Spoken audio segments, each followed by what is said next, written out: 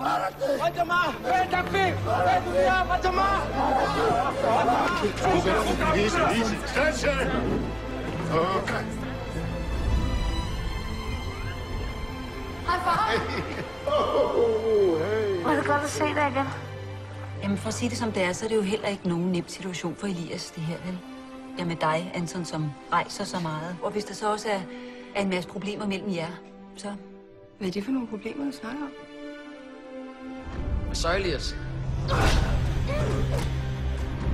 Hvis jeg ikke slår igen, så vil alle de andre bare tro, at de også skulle slå mig. Hvis du slår ham, så slår han dig. Så slår du ham, så slår du... Altså, du holder det aldrig op. Ikke hvis man slår hårdt nok første gang. Jeg savner det. Jeg har sagt forlod. Hvad mere, når det er her eller midt?